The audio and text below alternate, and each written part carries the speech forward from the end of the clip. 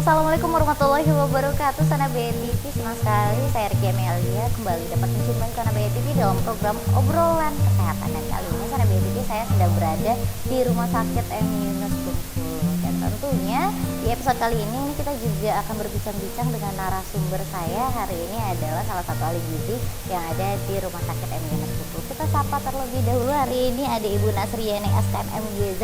Halo Ibu. Juga, Mbak. Iya, assalamualaikum, apa kabar? Waalaikumsalam warahmatullahi wabarakatuh. Alhamdulillah sehat, Mbak. Alhamdulillah sehat ya. Nah, hari ini kita akan berbincang-bincang mengenai diet untuk penderita penyakit diabetes ya. Nah, tapi sebelum kita ngobrolin ataupun akan berbincang-bincang lebih dalam mengenai mungkin seperti apa diet yang bisa dijalani oleh para penderita diabetes, ini kita akan bahas diabetesnya dulu sedikit ya Ibu ya. Kalau boleh berbincang-bincang dengan Ibu, ini diabetes itu seperti apa? Mungkin bisa disampaikan juga secara diabetes. Ya, diabetes mellitus itu adalah suatu penyakit yang ditandai dengan kenaikan gula darah. Kalau biasanya kalau batas normalnya adalah kalau untuk gula darah sewaktu itu 200 mg per desiliter. Kalau untuk gula darah puasa itu 126 mg per desiliter.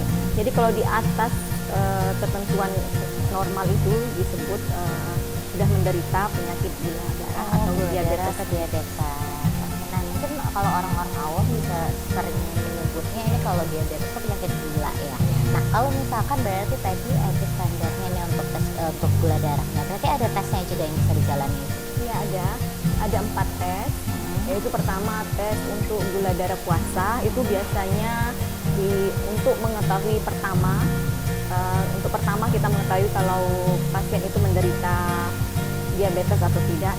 Kemudian dilanjutkan nanti setelah dilakukan tes gula darah puasa itu biasanya diberi makan, kemudian 2 jam setelah diberi makan itu nanti kan gula darah itu naik lagi 2-3 jam, kemudian dites lagi dengan namanya tes gula darah postprandial atau setelah puasa.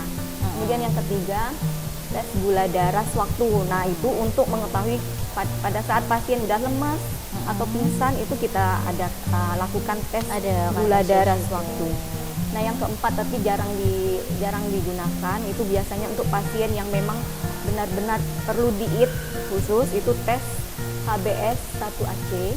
Itu biasanya untuk mengetahui kadar gula darah untuk 2-3 bulan secara berturut-turut. Itu untuk mengetahui, itu dipakai dengan tes HbS1c1. Oke, jadi memang ada beberapa jenisnya ya untuk tes maupun melihat ini kadar gula darahnya si pasien diabetes ini. Tapi kalau misalkan kita berbincang tentang penyakit diabetes ini kan banyak juga yang bilang kadang kalau misalkan mengidap penyakit diabetes di dalam usia muda, orang bilang, "Duh, masih muda udah kena diabetes." Nah, sebenarnya ini penyakit diabetes ini memang tergantung dengan usia atau sebenarnya tergantung dengan gaya hidup juga sebenarnya. Iya, gula darah ini penyakit kencing manis atau yang biasa orang awam bilang ya, penyakit diabetes ini bisa diderita oleh kalangan muda juga, atau kalau di istilah di diet kami itu diet di juvenile atau untuk kalangan remaja. Dan itu biasanya mereka bawaan genetik dari keluarga yang punya riwayat atau keturunan dari diabetes mellitus. Jadi tidak hanya orang sudah lanjut usia, atau juga karena gaya hidup, kemudian berat badannya sudah melebihi, itu juga bisa kalau sudah terlalu parah, kalau obesitas bisa nanti dianya berlanjut kena penyakit diabetes.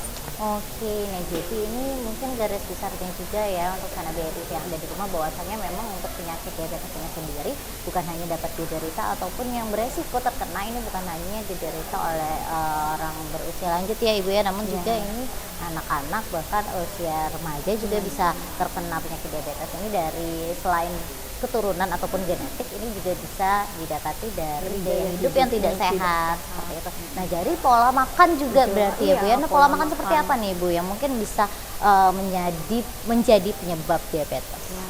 Ini salah satu pola makan itu juga menjadi pemicu utama. Jadi pada saat anak-anak atau remaja kadang-kadang kita juga ya sering melupakan yang namanya sarapan. Padahal itu sangat penting. Jadi makan pagi sebelum jam 9 itu sangat penting. Karena apa? Di saat itu gula darah kita sudah turun. Iya. Nah, kita harus menyiapkan dengan makanan atau sarapan agar kadar gula darah terkontrol. Jadi pada saat kita mau makan siang, jadi kita tahan nih, mau diet nggak usah sarapan. Ada yang beberapa seperti Iya. itu kan. Padahal itu salah. Pada saat nanti dia makan saat siang itu jadi nafsunya besar, kemudian makan semua apa yang mau dia. Padahal itu salah. Kalau kita sudah sarapan, otomatis terkendali kadar gula darah kita, bisa kita kendalikan. Jadi tidak pada saat siang tidak terlalu banyak kita makan, sehingga kadar gula darah kita bisa terkontrol. Oke, nah ini tips juga berarti untuk Sana BTV yang mungkin nih banyak melakukan diet, ini kadang mikirnya aduh pagi nggak usah makan, jadi makannya siang aja, dirapel gitu ya, makannya sehari sekali di siang aja, padahal itu malah diet yang salah ya, itu ya kan. Mengontrol kadar gula darah sarapan.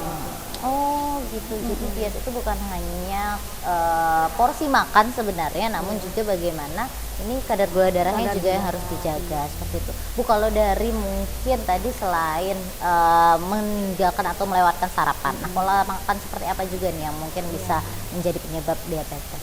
Iya, kalau anak-anak seperti anak-anak remaja suka makan siap saji, kemudian makan minum yang manis-manis, yang bersoda, itu juga dapat meningkatkan kadar gula darah.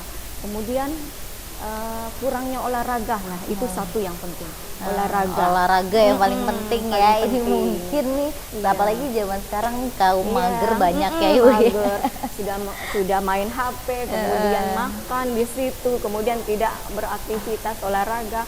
Nah itu yang paling bahaya sebenarnya. Jadi kalau misalkan memang ini merasa aman karena tidak ada keturunan ataupun tidak ada genetik penyakit diabetes, tapi bisa juga terkena penyakit diabetes dikarenakan pola hidup yang tidak sehat ya Ibu ya. Mungkin dari makanan-makanan yang dikonsumsi juga bisa itu Bu. Iya, makanan siap saji yang tidak ada serat, yang tidak ada sayuran.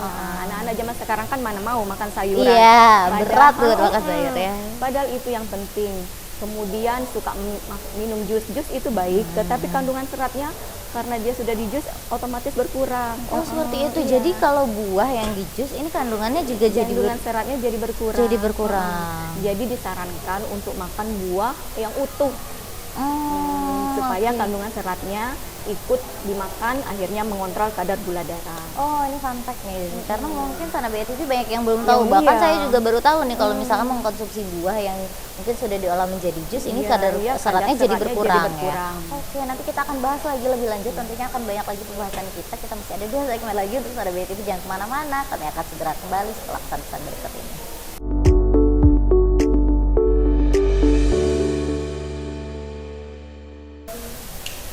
Sana BTV kembali lagi di obrolan kesehatan ya, kita masih akan berbincang-bincang ini mengenai diet yang ini bisa dijalani juga oleh orang-orang yang mengidap penyakit diabetes. Tapi sebelum kita rehat dulu, ini kan tadi sempat disampaikan juga kalau misalkan itu buah, kalau misalkan sudah di jus seratnya juga jadi berkurang. Itu semua jenis buah? Iya, semua jenis buah. Kalau sudah di jus ya berkurang. Kandungan seratnya, padahal kandungan serat itu yang kita perlukan untuk mengontrol kadar gula darah.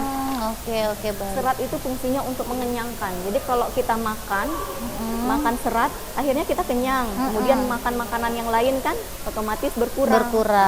Itu untuk makanya itu serat itu untuk mengontrol kadar gula darah itu fungsinya. Oh, itu fungsinya. Nah, tapi Bu, kalau sekarang tuh banyak juga orang yang sering bikin jus ini di mix antara sayur dan buah. Sebenarnya itu seperti apa? Ya itu sebenarnya bagus, lebih bagus mix antara sayur dan buah. Tetapi itu tadi kadar seratnya itu jadi berkurang. Oke, baik. Jadi disarankan untuk makan yang utuh, seperti apel. Itu sebenarnya ada satu nama serat namanya pektin yang di dalam kulit apel. Jadi bagusnya kalau apel dicuci bersih, kemudian dimakan dengan kulitnya. Oh, nah ini banyak orang-orang yang malah makan buah apel malah dikupas karena nggak suka sama sama kulitnya. Padahal kandungan yang ada di kulitnya itu justru bagus ya. Kandungan serat tertinggi malah ada di kulit. Kulitnya. Oke, nah ini besok-besok mungkin Sana BTV ini kalau misalkan mau makan apel mulai sekarang jangan dikupas lagi kulitnya ya, dicuci bersih saja lalu bisa langsung dimakan bersama dengan kulitnya. Oke, Oke. Nah, tapi Ibu kalau kita ngobrolin masalah penyakit diabetes ini tadi seperti disampaikan juga orang-orang awam mungkin biasa sering sebutnya nih penyakit gula, penyakit gula. Nah, apakah memang apalagi kalau misalkan aduh jangan banyak makan manis-manis, jangan banyak mengkonsumsi gula nanti bisa kena diabetes. Sebenarnya benar tidak? Ini gula ini adalah menjadi faktor utama penyakit diabetes. Nah, itu sangat penting. Gula memang merupakan karbohidrat yang kompleks, tetapi bukan pemicu utama untuk meningkatkan kadar gula darah. Itu bukan pemicu. Tetapi kalau digunakan secara berlebih, itu bisa. Tetapi efek-efek dari berlebihnya kita menggunakan gula bisa menjadi diabetes mellitus. Tapi bukan bukan pencetus utama. Oke. Karena selain gula itu, yaitu tadi aktivitas yang kurang, kemudian punya riwayat keluarga yang menderita diabetes, pola hidup salah, ya itu sebenarnya yang pemicu yang utama, yang paling utama gitu. Jadi bukan karena bukan hanya gula, bukan hanya pengonsumsi gula itu kalau berlebihan kita menggunakan. Tetapi kalau dengan menggunakan takaran yang sesuai, sehari 4 sendok itu mudah-mudahan tidak. Oh, jadi ini kita manusia itu normalnya mengkonsumsi gula berapa tadi? Banyak, 4 sendok satu hari. 4 sendok satu hari. Nah, atau sekarang juga untuk mengganti gula itu kan sekarang sudah banyak pilihan ya Ibu ya. Mungkin gula-gula yang bisa pemanis seperti itu. Untuk mengganti gula. Seperti itu bisa juga jadi akan opsi ya. Iya, kalau itu atau gula diet atau gula diet seperti boleh. itu. Boleh juga dipakai seperti itu gula diet. Oke, baik. Bu, tapi kalau misalkan nih dari makanan lainnya, mungkin kalau buah-buah sendiri, kalau misalkan memang sudah ada yang mengidap penyakit diabetes nih, kali ini kita akan masuk ke diet diabetes ya. Ini tadi sebenarnya di awal Ibu sudah menyampaikan ada beberapa tipe ternyata, jadi ada banyak ya Bu ya, ini tipe diet untuk orang pengidap penyakit diabetes. Ada apa saja Ibu? Ya, kalau untuk tipe sebenarnya ada diet DM itu ada 2 tipe. Tipe DM1 itu tuh biasanya karena pengaruh dari konsumsi obat-obatan. Nah, yang sering terjadi ini diet tipe 2 yang sering terjadi karena gangguan dari hormon insulin. Hormon insulin itu untuk mengontrol kadar gula darah itu kita perlu insulin. Nah, kalau untuk diet itu kita perlukan yang mempunyai indeks glikemik. Maksudnya indeks glikemik itu yang di dalam tubuh metabolismenya itu yang mengontrol kadar gula darah. Nah, jadi semakin tinggi indeks glikemik, jadi semakin meningkat kadar gula darah. Jadi kita yang perlunya bahan makanan yang mengandung indeks glikemik yang rendah, seperti misalnya nasi merah. Bukan berarti nasi putih ini indeksnya tinggi ya, tetapi indeks glikemik rendah itu yang mempunyai serat seperti nasi merah, nasi hitam, kemudian sayur-sayuran. Kalau sayur-sayuran itu bayam, brokoli, jeruk manis. Kemudian kalau buah itu ya apel, makan dengan kulitnya, pir. Tapi kalau pir nggak usah dengan kulitnya, cukup apel karena apel yang punya pektin.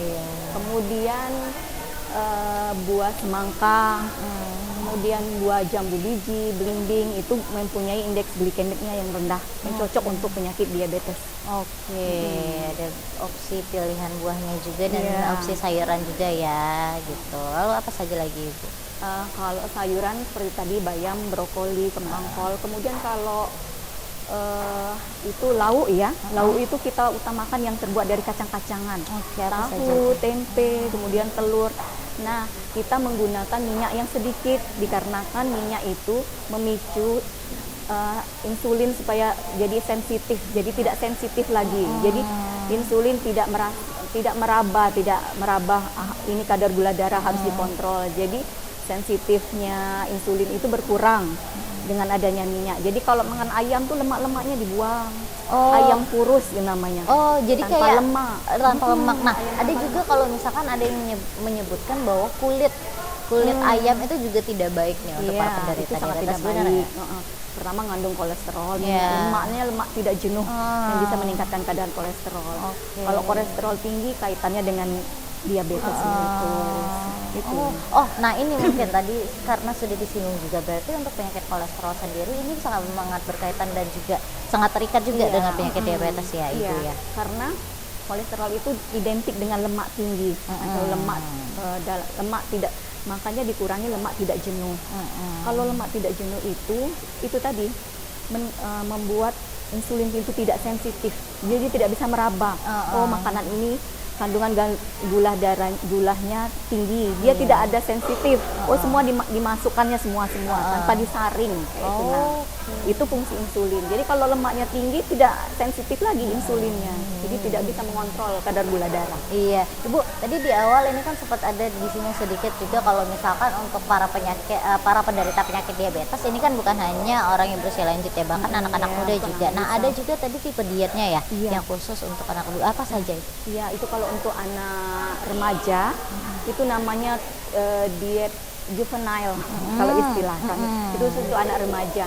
Jadi di sisi lain dia harus perlu pertumbuhan, harus perlu untuk pengganti sel, untuk tumbuh badan.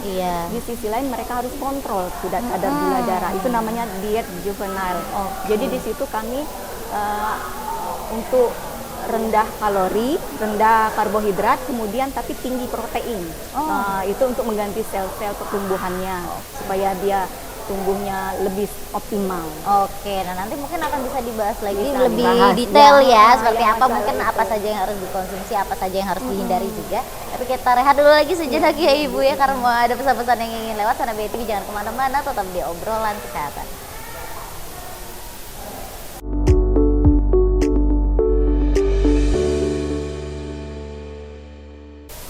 Sana BTV kembali lagi di obrolan kesehatan ya. Kita akan lanjut lagi nih ngobrol. Tadi sebelum rehat juga menyampaikan ada tipe diet untuk remaja ya. Karena tadi seperti disampaikan bahwasanya ini mereka saat di usia remaja mungkin masih membutuhkan gizi-gizi yang cukup untuk berkembang. Namun memang ada hal-hal yang harus tetap dijaga gitu, harus ada yang dibatasi. Nah, seperti apa tuh tadi sudah dijelaskan sedikit. Mungkin bisa dijelaskan lebih detailnya lagi Ibu. Kalau untuk yang tipe remaja, kita utamakan untuk yang tinggi protein. Tinggi protein gunanya untuk pertumbuhan supaya optimal, tidak terganggu pertumbuhannya, tetapi kita jaga juga hidrat arang atau kalorinya, jangan sampai kadar gula darahnya jadi naik. Jadi kita otomatiskan tinggi protein yang dari ayam, telur, itu yang kita tinggikan. Dari lauk hewani, ataupun lauk nabati seperti tahu tempe. Tapi kita batasi juga penggunaan nasi. Tetap ya untuk nasinya. Tetap kita batasi supaya kadar gula darahnya tadi tidak naik. Mungkin jenis nasi yang bisa dirubah ya, jadi kayak seperti nasi merah seperti itu. Atau juga pengganti kalau misalnya dia tidak kalau sarapan kita ganti dengan roti yang berasal dari tepung gandum.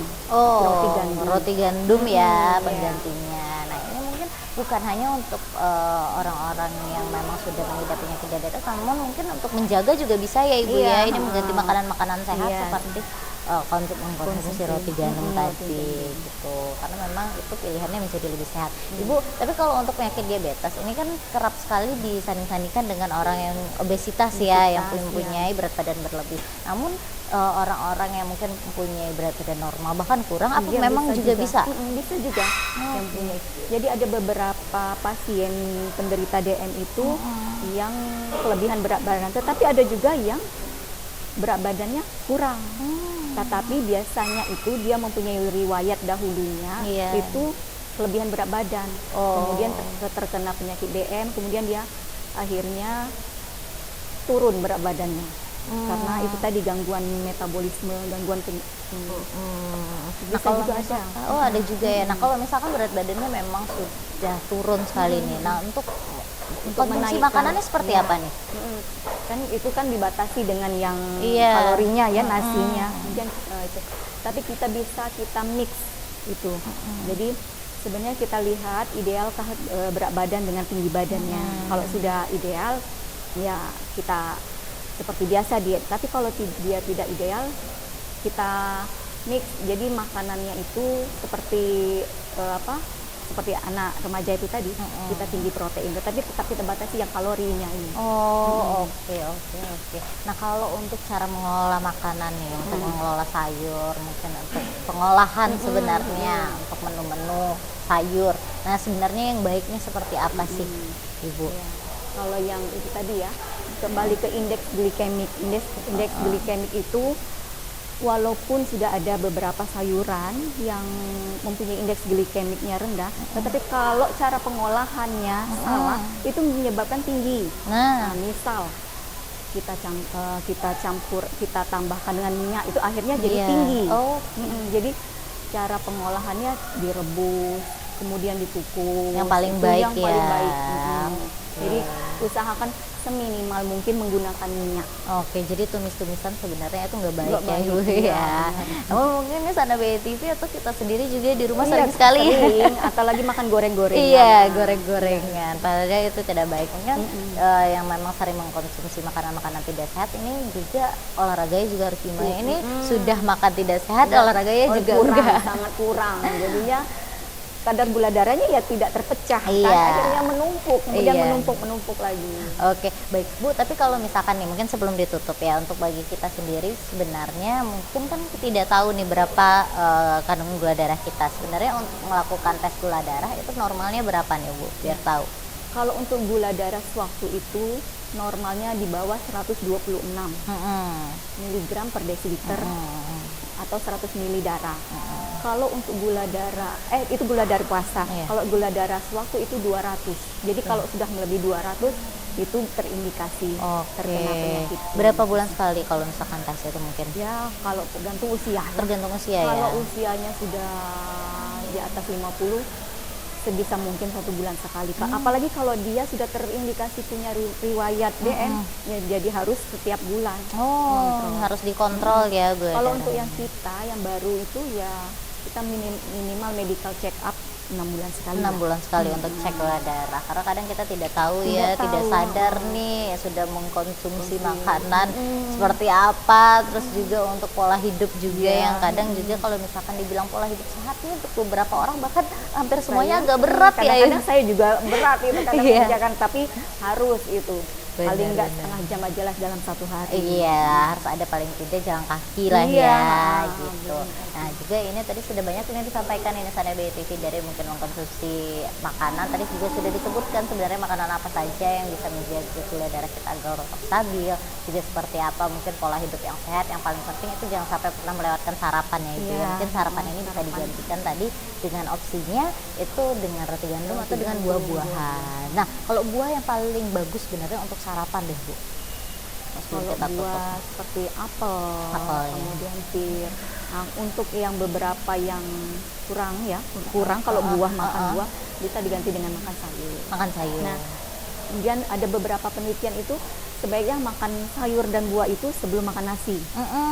Jadi Biar serapnya terserap dengan sempurna dulu, baru kita lanjutkan dengan makan nasi. Biasanya sih kalau sudah makan sayur dengan buah jadi kenyang kan? Jadi kenyang. Jadinya kan makan nasinya jadi iya, sedikit nasinya jadi ya. sedikit. Nah ini nih mungkin yang sering sekali banyak juga orang salah nih makan buah jadi buahnya itu sebagai pencuci mulut. Sebenarnya salah ya Ibu ya. Sebenarnya ini alangkah baiknya kita mengkonsumsi buah itu sebelum makan. Iya. Jadi nanti baru bisa mengkonsumsi nasi setelah makan buah seperti itu. Aduh banyak sekali nih kita mendapatkan ilmu-ilmu baru, mungkin Sana BTV juga baru tahu. Ini seperti yang tadi yang benar-benar fun fact-nya, ternyata kalau misalkan kita mengkonsumsi buah itu lebih baik mengkonsumsi buah secara langsung, jangan di jus karena kandungan seratnya juga jadi lebih menurun seperti itu. Baik Ibu, terima kasih banyak ya sudah mau berbincang-bincang bersama saya. Mungkin terakhir Bu, mungkin ada pesan-pesan yang ingin disampaikan untuk Sana BTV juga, silakan Ibu.